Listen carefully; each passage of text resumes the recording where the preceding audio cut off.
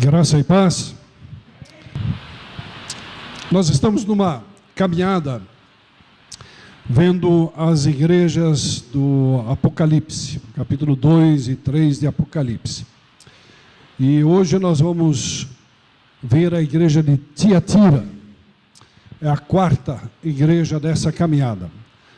Quais foram as três primeiras? A primeira foi Éfeso, depois Esmirna, Pérgamo e hoje é Tiatira. Depois então a gente continua com Sardes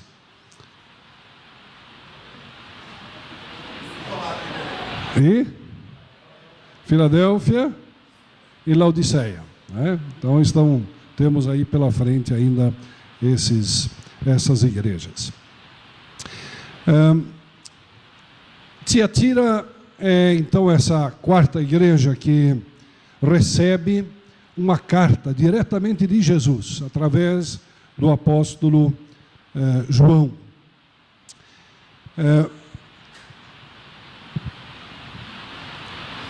Eu acho que vocês têm visto alguma coisa do mapa, mas esse era o Império Romano, nessa época. Não sei se dá para enxergar. Vocês têm bons olhos aí?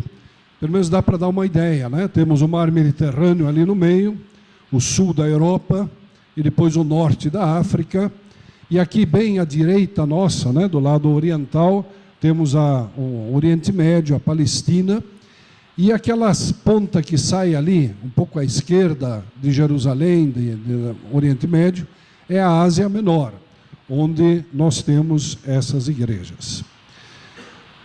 É importante ler Apocalipse dentro desse contexto histórico, na verdade, porque tem acontecido alguma coisa ao longo desses anos, desde que Jesus deixou os seus discípulos, lá por volta do ano 30, 35, o Espírito Santo veio, o dia de Pentecostes, e a igreja tem se expandido por todo esse Império Romano que nós vimos ali.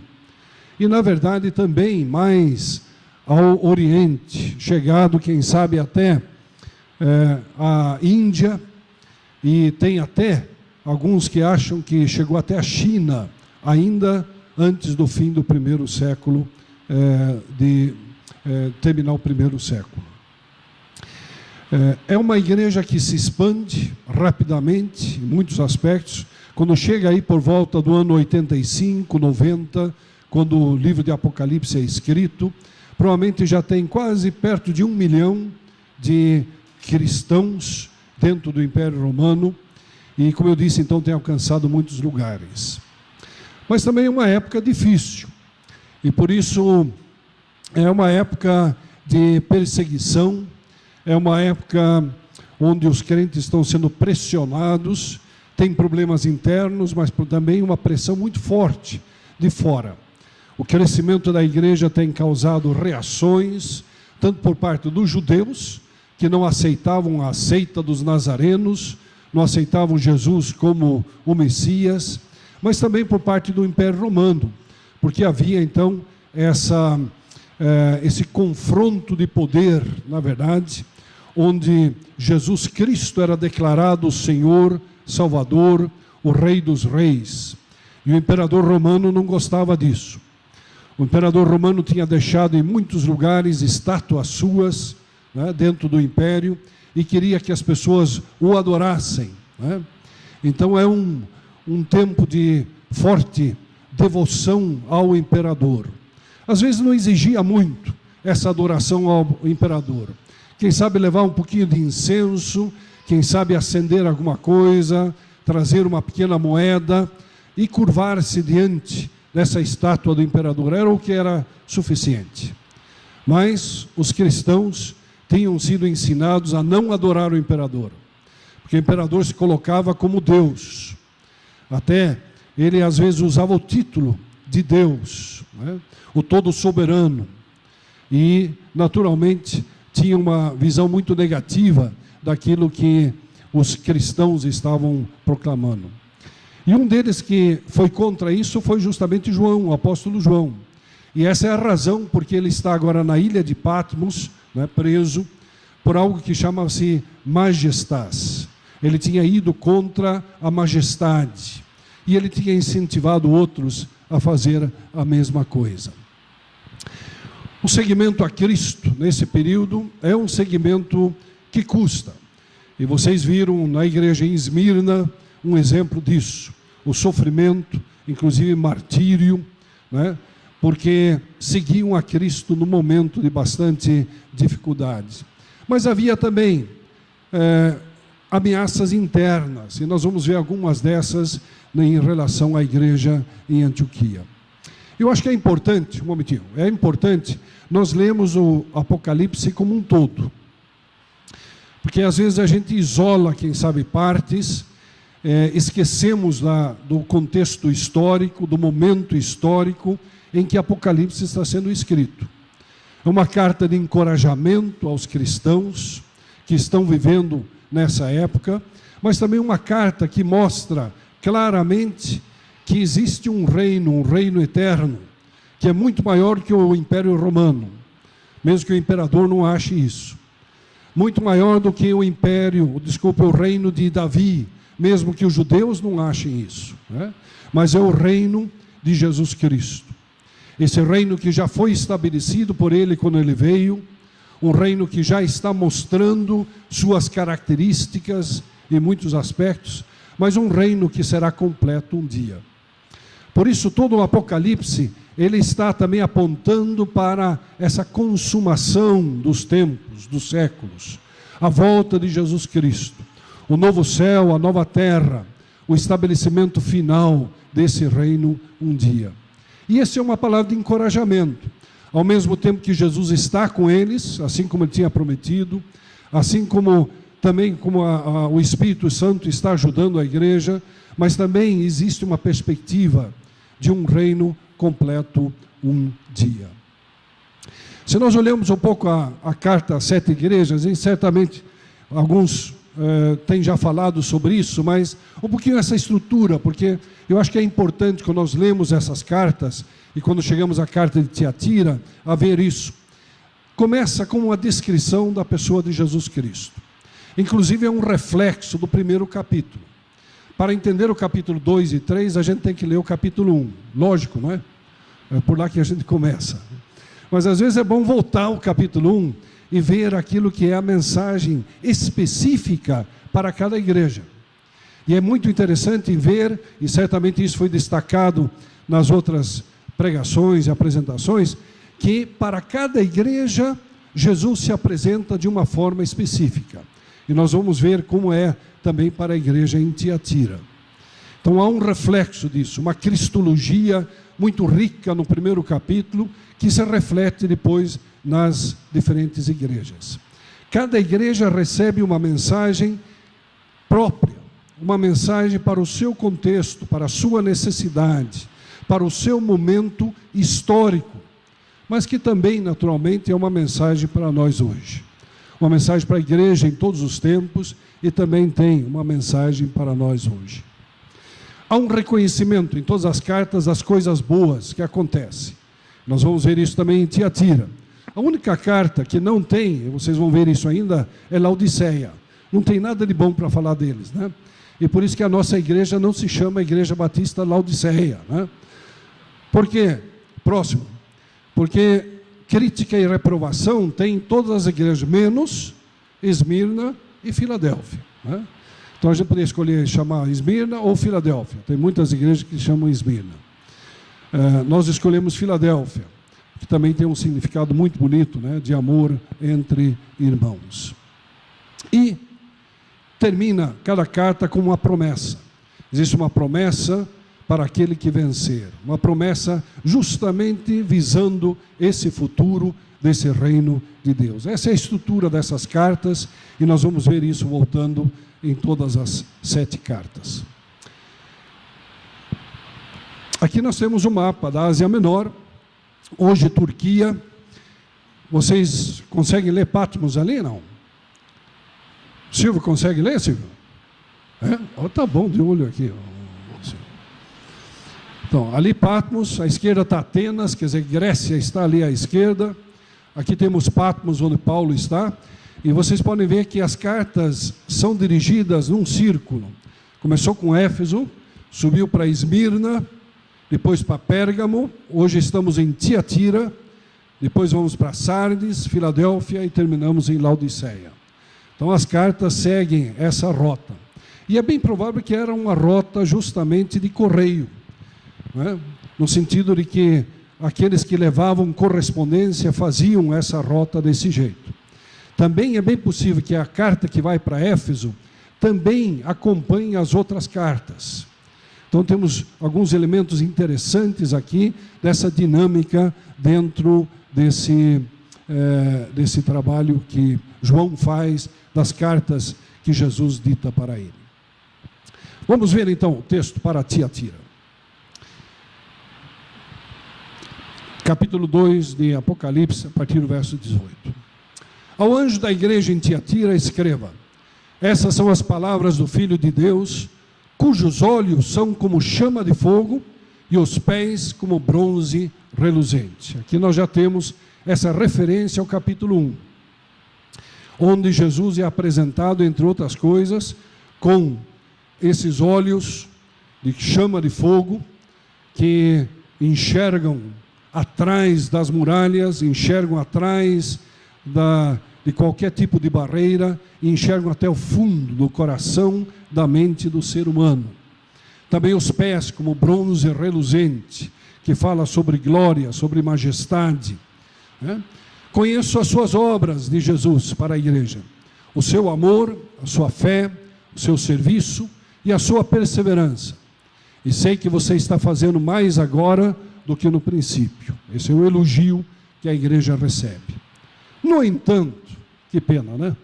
No entanto, contra você tenho isso: você tolera Jezabel, aquela mulher que se diz profetiza. Com seus ensinos, ela induz os meus servos à imoralidade sexual e a comerem alimentos sacrificados aos ídolos. Dei-lhe tempo para que se arrependesse da sua imoralidade sexual, mas ela não quer se arrepender. Por isso, vou fazê-la adoecer e trairei grande sofrimento aos que cometerem adultério com ela, a não ser que se arrependam das obras que ela pratica. Matarei os filhos dessa mulher. Então todas as igrejas saberão que eu sou aquele que sonda mentes e corações. De novo, a apresentação de Jesus, esses olhos, né, como chama de fogo. E retribuirei a cada um de vocês de acordo com as suas obras.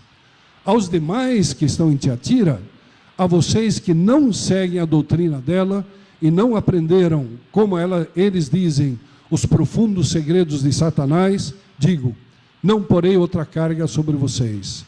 Então somente apeguem-se com firmeza ao que vocês têm, até que eu venha. Aquele que vencer e fizer a minha vontade até o fim, darei autoridade sobre as nações. Ele as governará com cetro de ferro e as despedaçará como a um vaso de barro. Eu lhe darei a mesma autoridade que recebi do meu Pai. Também lhe darei a estrela da manhã. Aquele que tem ouvidos, ouça o que o Espírito diz às igrejas. Uma mensagem forte, não é verdade? Que igreja gostaria de receber uma carta dessa? Tem coisas positivas, como nós vamos ver, mas também uma repreensão, uma exortação muito forte por parte de Jesus. Tiatira é uma cidade real, e ela existe ainda, né? Só que hoje ela se chama Aquissar, uma cidade que tem desenvolvido bastante, não é uma das maiores cidades, não era naquela época também, e não sabemos exatamente por que entre grandes cidades que estão sendo mencionadas, justamente Tiatira está incluído aí, entre as 7. Mas é bem provável que tinha uma igreja bastante forte nessa cidade. E essa igreja, inclusive, perdurou durante o tempo do Império Romano, até o século VIII, e existia, inclusive, uma congregação, uma pequena igreja ortodoxa, né, cristã ortodoxa, até 1922, quando houve a Revolução. Então é uma cidade que de alguma forma tem alguma importância nesse sentido. É até possível que Paulo tenha passado por aqui, porque não se menciona em Atos, mas é justamente a rota por onde Paulo e Silas passaram na segunda e, quem sabe, na terceira viagem missionária. O que restou da época da igreja, do século IV, V, época bizantina, do Império Romano, são algumas ruínas que estão no centro da cidade hoje, principalmente a chamada Basílica. E esse é a nave principal do templo, Basílica é templo, igreja, a nave principal do templo que ainda resta. Aqui temos uma visão um pouco mais panorâmica dessas ruínas no meio da cidade. Alzira e eu tivemos o privilégio de visitar essas 7 igrejas há 2 anos e pouco atrás, quase 3 anos atrás, e estivemos em todas elas. E algumas têm muita coisa, como Éfeso, como Laodiceia, Sardes, que nós vamos ver domingo que vem, e outras têm muito pouco, como o caso aqui de Tiatira. Filadélfia, então, não tem quase nada. Ficamos decepcionados, pensamos que ali sim, vamos trazer boas fotos. Não tem quase nada, depois a gente mostra. Mas aí está Tiatira. O que nós sabemos sobre essa cidade além disso? Sabemos que é a cidade da irmã Lídia. Lembram da irmã Lídia? Onde que ela morava, a irmã Lídia? Que cidade? Ela era de Tiatira, mas onde que ela estava morando quando Paulo encontrou ela? Ela tinha passado o mar Adriático, o mar Egeu, o mar Egeu, e tinha chegado à Grécia. Ela estava na Macedônia, Grécia daquela época. Estava numa cidade chamada Filipos, Atos 16, lemos sobre isso. Paulo chega ali com aquela visão macedônica, aquele homem macedônio que veio numa visão para Paulo dizendo: passe a Macedônia e ajuda-nos. E quando Paulo chega em Filipos, ele vai tentar achar uma sinagoga, não acha, mas vai até a beira do mar para ver aqueles que estão orando, à beira do rio, na verdade. E ali entre eles está Lídia, a irmã Lídia, que vai se tornar a irmã Lídia. E ela é apresentada como Lídia, de Tiatira. E o que ela fazia? Vendia tecido de púrpura, na verdade. Uma vendedora de púrpura, de tecidos de púrpura.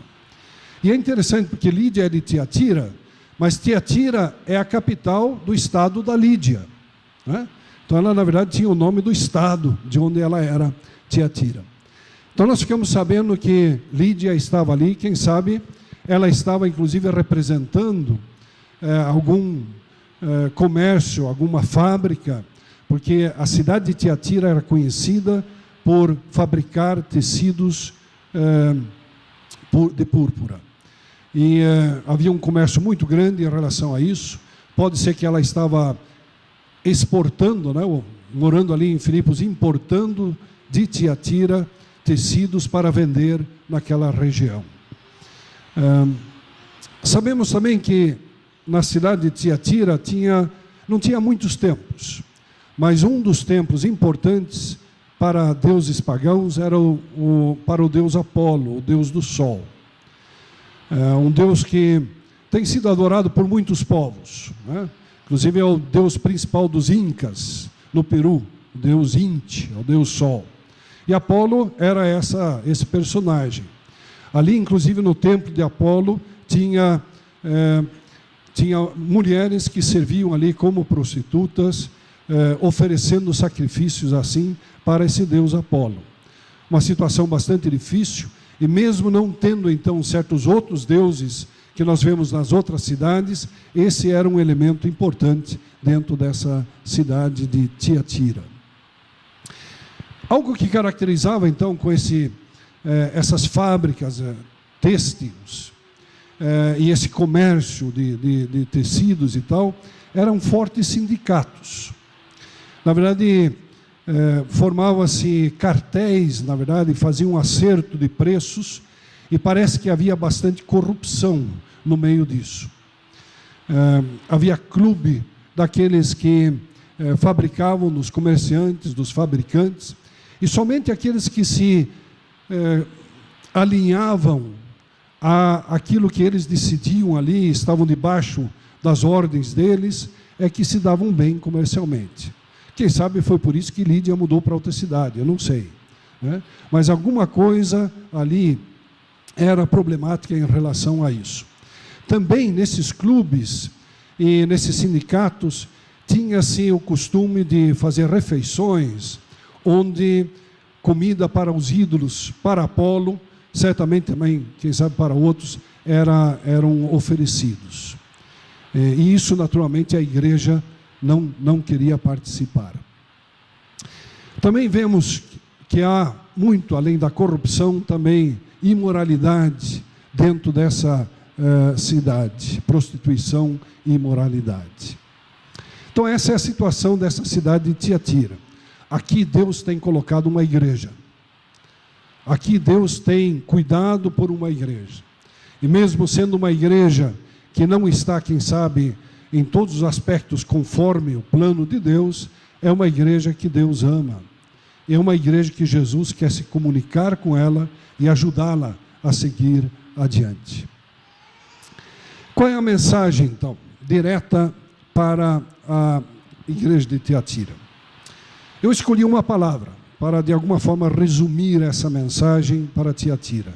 E a palavra é santidade. Separado do pecado, separado da corrupção, separado da imoralidade, separado da prostituição, mas também separado para o Senhor, não é? O lado negativo, deixando de lado aquilo que era errado, aquilo que era pecaminoso, mas também servindo de uma forma positiva o Senhor, esse Senhor que conhece a todos. Tem essa palavra de encorajamento que nós vimos. E 4 coisas são destacadas nesse encorajamento. Em primeiro lugar, as boas obras, né? Era uma igreja que estava fazendo boas obras, que como fruto do seu seguimento a Cristo, estava tentando ajudar outras pessoas a agir de uma forma correta, né? Dentro desse contexto de muita imoralidade, de muitos problemas, certamente de muita concorrência, mas também de julgo, quem sabe até um sistema, como eu disse, de cartéis, até mafioso, mas no meio de tudo isso, ajudando aqueles que estavam sofrendo, oprimidos, quem sabe marginalizados dentro dessa situação. Também elogia eles pelo amor. Aqui nós não temos aquela repreensão que temos a igreja em Éfeso, né? Que deixaste o primeiro amor. Não, que parece que é uma igreja que tem preservado esse amor a Deus. Então, o amor ao Senhor, mas também, certamente, o amor uns aos outros. Então, uma igreja elogiada pelo amor que ela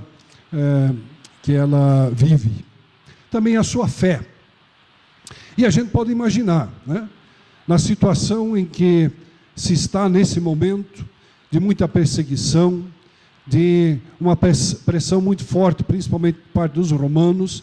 Em Tiatira não tinha tantos judeus, que a perseguição não era por parte deles em primeiro lugar, mas do Império Romano. Havia também esse confronto, né, de religiosidade, por causa do deus Apolo. Havia essa pressão por parte dos sindicatos, de participar-se de momentos de comida que era dedicada aos ídolos. E havia essa pressão tão forte também em questão da moralidade. Mas parece que é uma igreja que tem fé. Pelo menos é isso que Jesus disse. E também uma igreja, então, que persevera, que apesar de tudo isso, quer perseverar. O que é uma característica muito importante, naturalmente, da igreja nesse período, mas também toda a história, também em nossos dias. Mas nem todos estão evidenciando esse amor, essa fé, essas boas obras, essa perseverança, esse seguimento ao ensino apostólico, ao ensino que tinha sido transmitido para a igreja em Tiatira. Tinha alguns que tinham se deixado levar por Jezabel. Nós não sabemos muito sobre ela, né? E melhor não saber mesmo. Mas sabemos que era uma que se autodenominava profetisa. E alguém que estava levando pessoas a se desviarem da fé, da boa conduta.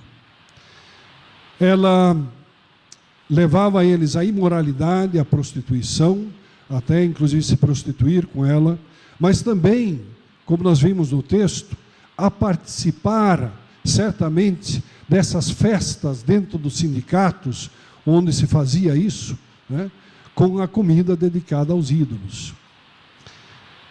O problema da comida dedicada aos ídolos não era a comida em si, mas era naturalmente o ambiente que se criava em torno disso e a forma como isso era apresentado e era consumido, né? Então, uma igreja que se deu espaço a essa imoralidade, pelo menos uma boa parte da igreja. Ela se conformou com os pecados da sociedade. E Jesus reprova isso de uma forma veemente. E vocês viram no texto que parece que a coisa realmente é séria, não é verdade? Essa mulher, que se chama profetisa, ela irá sofrer até a morte, e os filhos dela serão mortos, aqueles que a seguem. Certamente não são os filhos biológicos dela, mas aqueles que a seguem. Uma palavra muito dura, direta e muito dura. E quem sabe aqui até existe um certo jogo de palavras. Assim como ela levava pessoas para a cama, ela ia ficar acamada, doente, enferma, até morrer. Por quê? Porque Jesus não tolera esse tipo de atitude.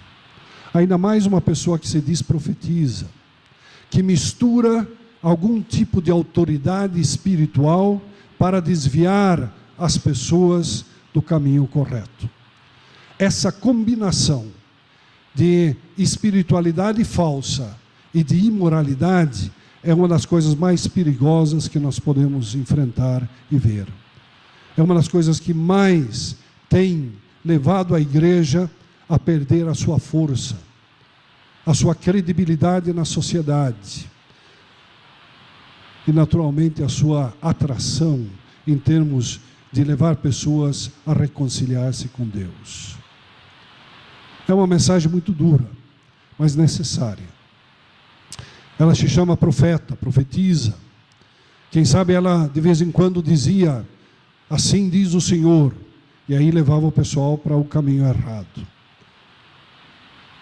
usando de uma forma terrível e naturalmente condenável o próprio nome do Senhor.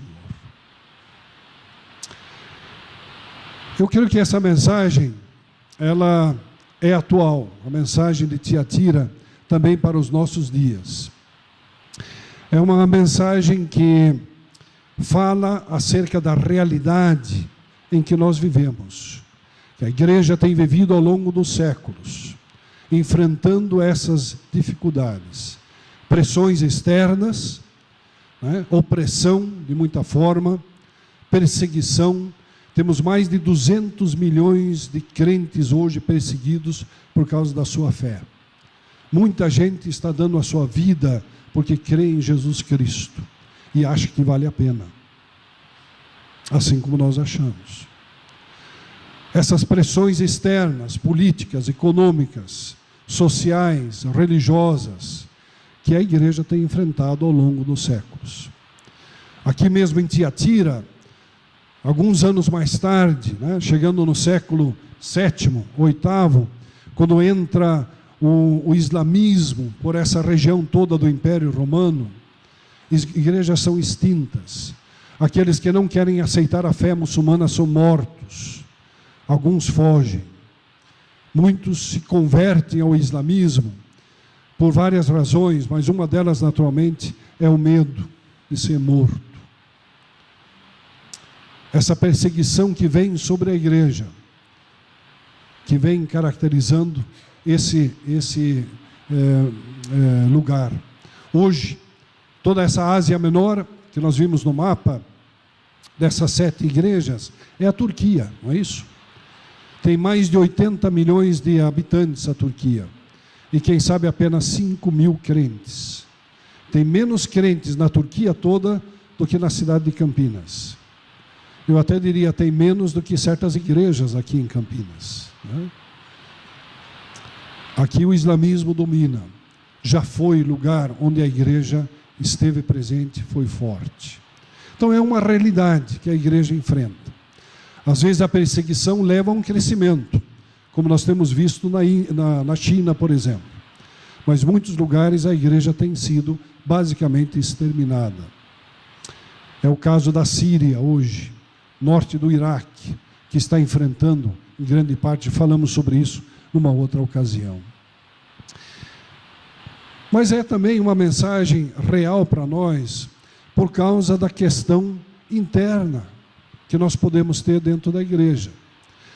O que Jesus está dizendo aqui não é para alguém de fora.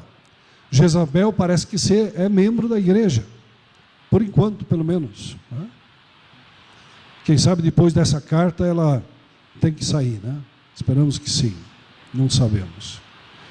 Mas são aspectos dentro da própria igreja. Por quê?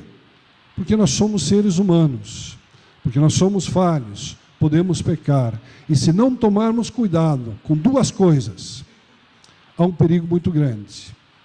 Uma é quem nos dirige, quem é o profeta entre nós, qual é a voz que nós ouvimos, escutamos.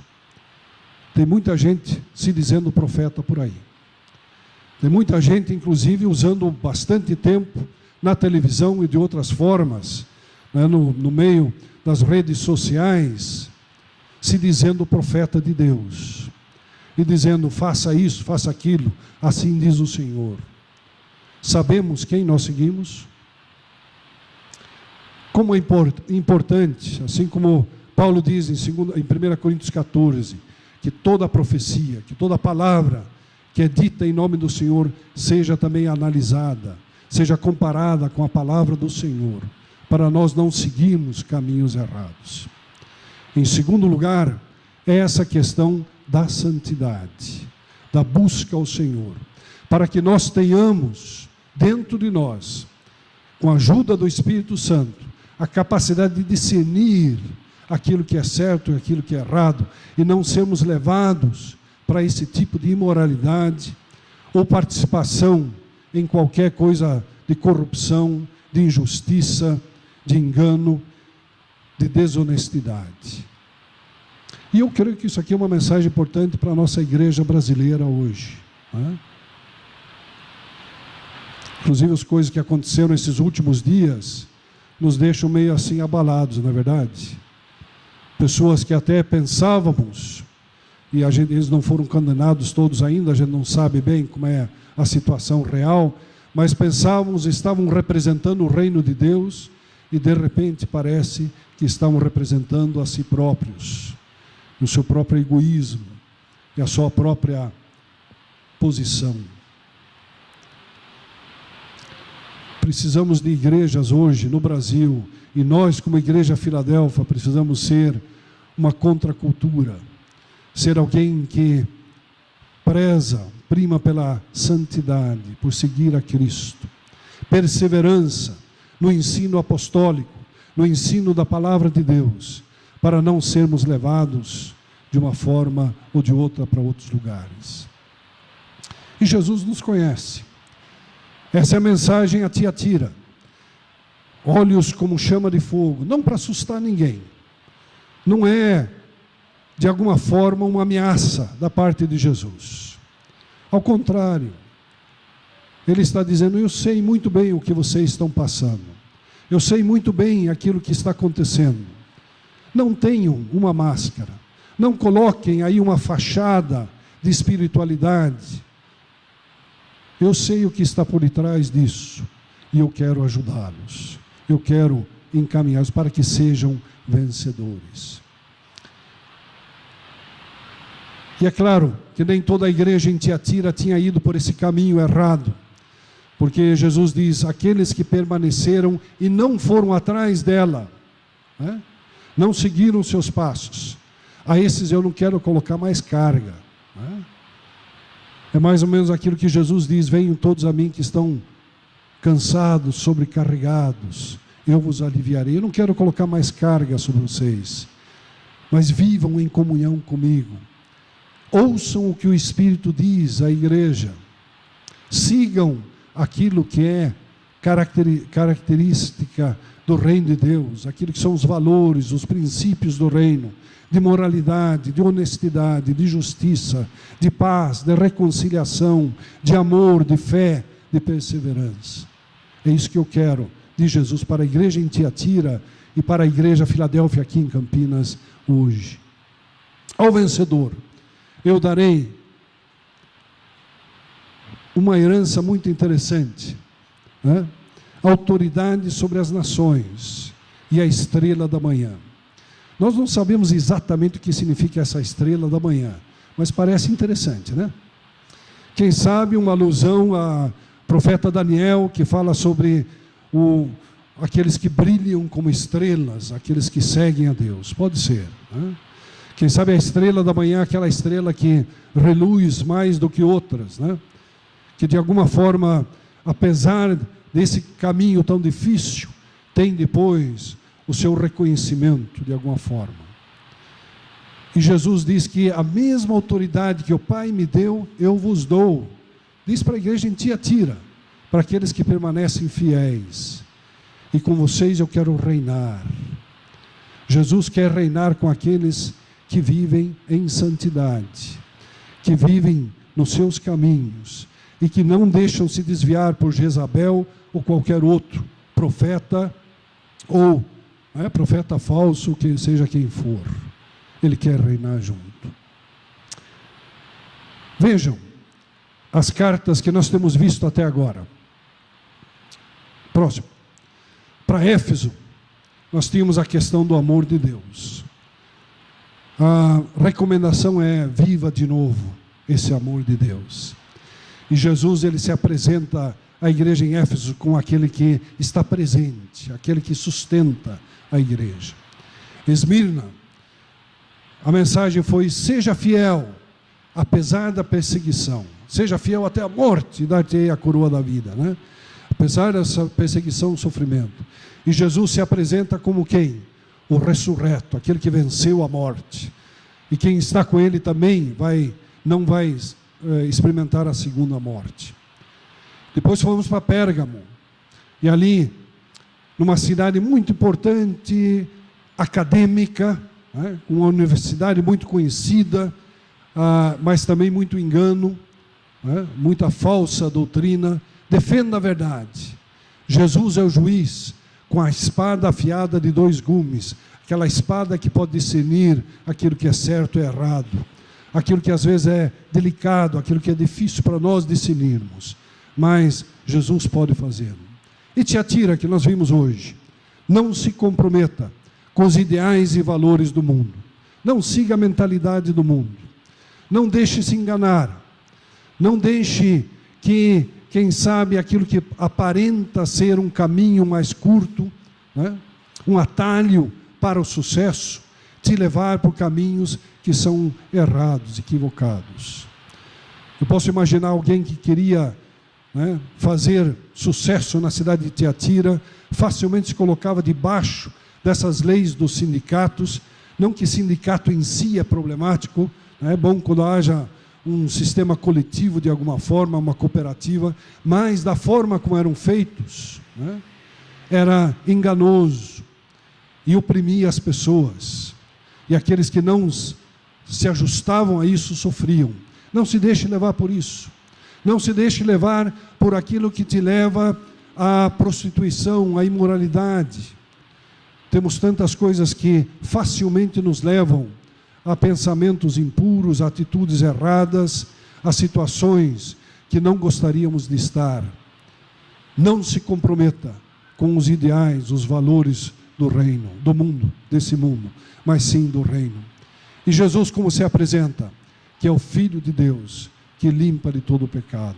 Se vocês se arrependerem, também eu estarei dando a vocês a vitória. Essa é a igreja de Tiatira, uma igreja de seres humanos como você e eu, uma igreja que está no meio de um contexto de mundo, né?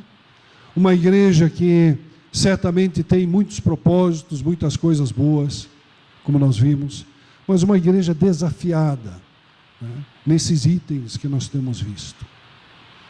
Eu não sei em que aspecto Deus te desafia essa noite, ou a palavra de Deus é desafiadora para você. Jesus conhece o teu coração, conhece a tua mente, né? E isso não é ameaça. Isso é apenas prova do carinho que Ele tem, do amor que Ele tem por você, por mim. Isso é apenas uma clara afirmação da parte dEle, de que Ele está interessado em que você seja um vencedor, de que você não caia nas mãos de Jezabel, você não caia nas mãos dos corruptos, mas que você possa viver em santidade, na presença do Senhor, em comunhão com Ele. Que Deus nos abençoe. Amém.